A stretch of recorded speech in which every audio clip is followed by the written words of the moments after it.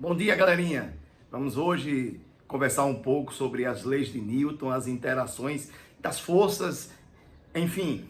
Olha, Newton, há muito tempo atrás, ele elaborou 3 leis. Vamos falar um pouquinho sobre a primeira lei de Newton. O que é que diz a primeira lei de Newton?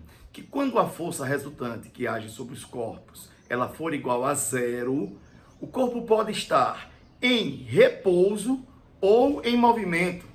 Mas não é qualquer movimento, não, de forma alguma. É o movimento retilíneo uniforme. Então, o único movimento que admite inércia é o MRU, tá? Essa é a primeira lei de Newton, tá? Então, veja bem, se eu estiver realizando uma curva com velocidade constante em módulo, eu estou em inércia? Não, porque existe uma força que puxa o meu corpo para o centro. Essa resultante é a resultante centrípeta e ela quebra a inércia. Tá? Então, o único movimento que pode admitir inércia é o movimento retilíneo uniforme. A segunda lei de Newton, também conhecida como princípio fundamental da dinâmica, ela rege aquela formulazinha campeã de todos os vestibulares, Enem, que é força resultante é o produto entre a massa do corpo e a aceleração. Então, o produto da massa vezes a aceleração dá a força resultante. Então, eu preciso de aceleração. Aí você pergunta, professor, mas o movimento circular uniforme, aonde está a aceleração? Da onde vem? Eu digo, vem da resultante centrípeta. Se você tem força resultante para o centro, você tem aceleração. E o nome dessa aceleração é aceleração centrípeta. Então, não pode ter inércia, tá? Vamos agora à nossa terceira lei de Newton.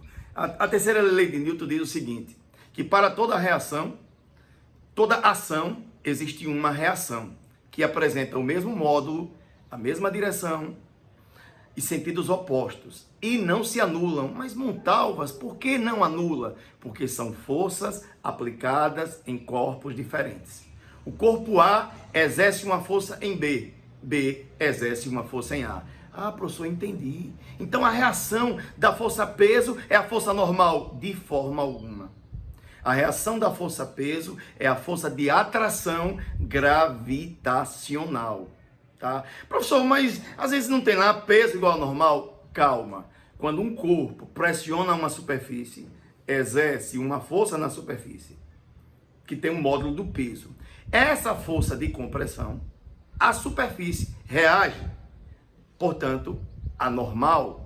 Então, a normal não vem do peso, a normal vem da força de compressão da superfície, tá? Então, nós temos aí essas 3 leis de Newton, mas temos algumas aplicações dessas leis, várias. Vamos conversar um pouquinho sobre uma colisão, por exemplo, tá?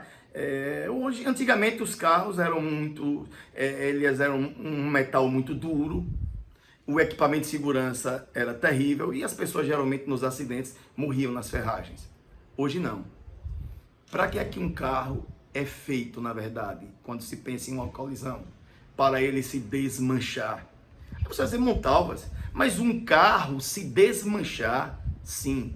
Porque quanto maior for o tempo do desmanche, eu tenho a menor força que o corpo recebe.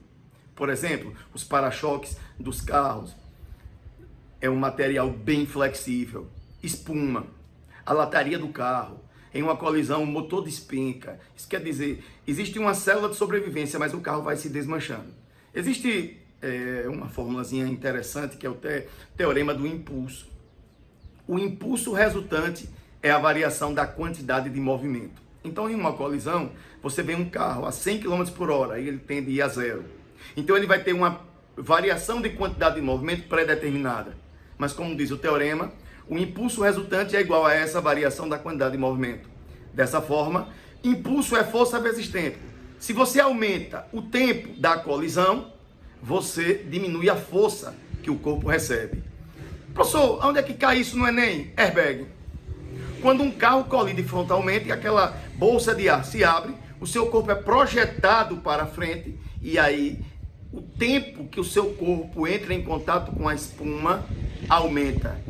A força recebida diminui.